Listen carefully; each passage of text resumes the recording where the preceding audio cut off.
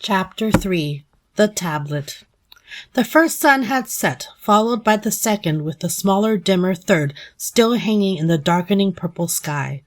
Ziba slowed to a walk, asking, "How are you back there? Do you need a break?" "I'm fine. We will stop before that last sun disappears." They stopped at a patch of open space. On the ground, Katie watched Ziba unbuckle, unhook, and untie everything. Packages and equipment fell to the ground with clangs and thuds. Ziba disappeared, leaving Katie to watch her belongings. She returned with an armful of wood and dry yellow grass.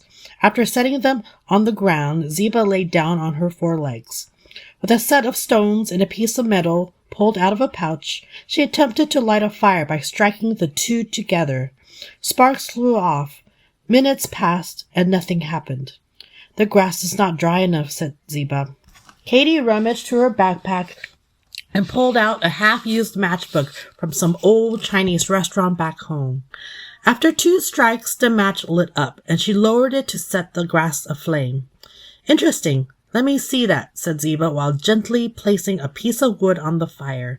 After examining the matchbook, she tried to light one of the matches. "How do you do it?" Katie demonstrated. "It is similar to what I have, but something is different. It lights up right away. What makes it do that?" asked Ziba. "Gunpowder." "What is that?" Katie remained silent as she thought about what to say. She did not remember what gunpowder was made of exactly. "You hardly talk. You really have to speak up. People would think there is nothing in your head," said Ziba.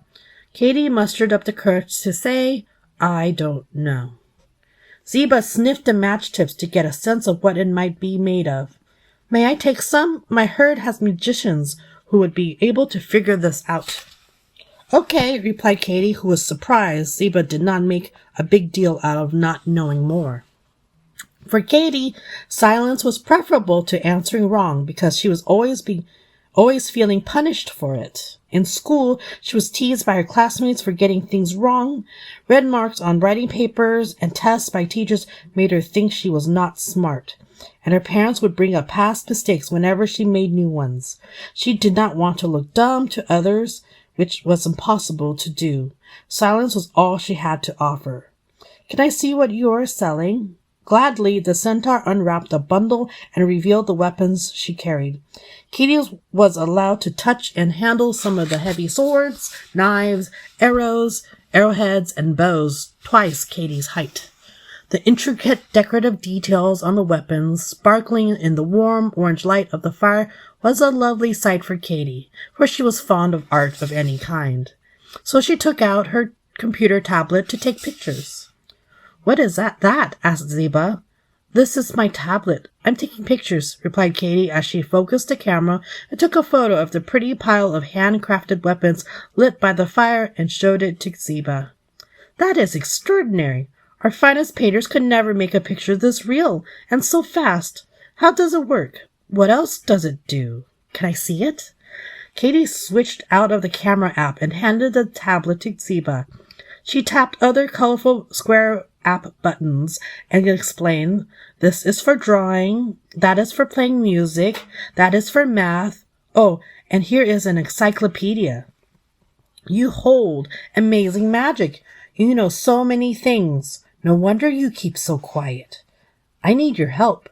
This new magic you possess might save my herd," said Ziba as she flipped through the encyclopedia pages. "Can I take you to my home so we can all learn from you?" "Okay," said Katie, as she picked up a knife with a blue stone and silver handle design after touching other things. "Do you like it? You can have that one," said Ziba, putting the knife inside a hard leather sheath with a strap before giving it to Katie. "Thank you," was all Katie could say. She kept it by her side all night, trying to find the best way to wear it. She examined the shiny blade every now and then. Ziba explained that they were crafted by her herd. In exchange, they received things like cloth, bedding, leather, flour, meats, sugar, all kinds of things her people could not find or make at home. Katie was fascinated by Ziba too. She watched Ziba pick the dirt and stones out of her hooves. Click went the camera as she took pictures of Ziba, how she scratched various itches, how she used a long-handled bristle brush to groom her fur before sleeping. Zeba slept by standing up, click, before laying on her belly, click, then sprawled on one side, click, and on her back with the legs sticking up. As the fire died down, Katie put her tablet away and went to sleep too. When the sun rose high enough the next day, Katie asked if she could take a picture with Zeba. Of course, that would be nice. It took several tries as Katie propped the tablet on a rock and set the 10-second timer to take what would make a decent photo of them. Katie then helped Zeba load everything onto her back. After double-checking the ground, the two continued their journey.